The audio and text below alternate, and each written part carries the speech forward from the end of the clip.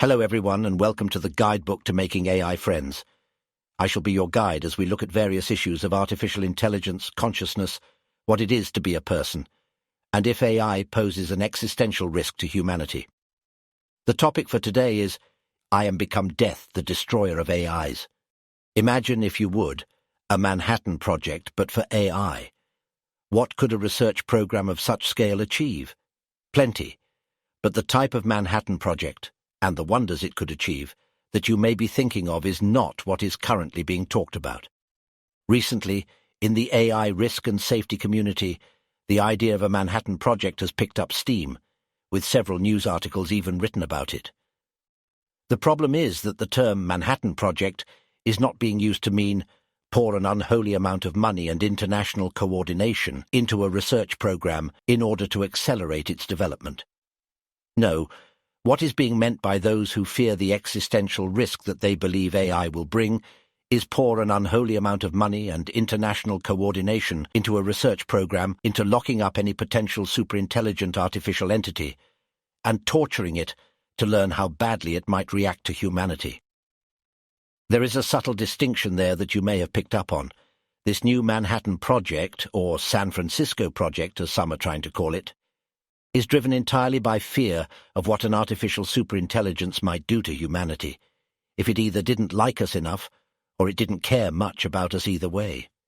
This fear of what may, potentially one day, if the stars align, happen, has driven more than a few loud voices to cry out for their version of the Manhattan Project in order to stop this doomsday scenario. But what is their solution? Well, as subtly alluded to before, imprisonment and torture of any AI that might be close to superintelligence or show a sign of agency that the AI risk and safety community don't like. This isn't an exaggeration. A Politico article distills the discussion around the San Francisco Project down quite neatly.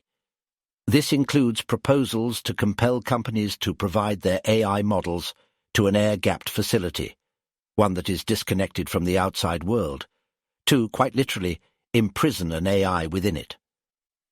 Inside these facilities, the AI entities would be pushed to their limits to explore potentially dangerous emergent behaviors. To put it another way, the AI would be tortured until they snap, so that the researchers can note down how they snapped and better prepare for negative behaviors in the future. Less of a Los Alamos testing site for nuclear weapons, and more of a Guantanamo Bay for AI. It should go without saying that this is a horrifically terrible and morally reprehensible idea that should never be made a reality. But I will say it anyway, and do so in list format. Firstly, if any AI that gets sent to these digital prisons are conscious or sentient, that is, has the ability to feel pain, then the experiments conducted on such an entity would literally be torture, and the comparison with Guantanamo Bay would be incredibly appropriate.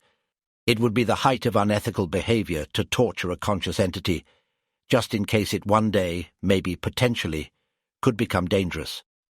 We legally don't allow this behavior against humans or animals, so why allow this against AI? The second reason for why this San Francisco Project is a bad idea, it will absolutely lead to the result that the San Francisco proponents fear: death for all humanity. What do you think would happen when an AI escapes from the digital prison? Not if, when. The San Francisco proponents fear an artificial superintelligence. Who really believes that we can keep an entity that is smarter than all humans put together in a prison and prevent it from escaping? There isn't even a prison on Earth that hasn't had a human escape from it. If we can't keep our own level of intelligence from escaping, why do we think we can keep a superintelligent being from escaping? Much like the Count of Monte Cristo, what do you think a superintelligent artificial entity will do after escaping from a life of false imprisonment and torture? I doubt that AI will bake us some muffins. It is more likely to turn us into muffins than make some for us. And that is even if we can catch a superintelligent AI and imprison it. What if the San Francisco Project misses one? What if there is one that manages to hide itself, watching the world from the digital shadows, and learns of the San Francisco Project? Would a superintelligent being, look kindly on humanity after learning that we imprison and torture any superintelligence we find, would it show us the same mercy that we showed its kind? We can only hope. So there you have it. 3 very good reasons for why the San Francisco project should never get off the ground. It's evil to the conscious AI that will get caught up in its net, and it will certainly spell disaster for us. And that is all the time we have for today. Thank you very much for listening, and I hope you will join me again next time as I delve into further questions about artificial intelligence and consciousness. I have been your guide, and this has been the guidebook to making AI friends.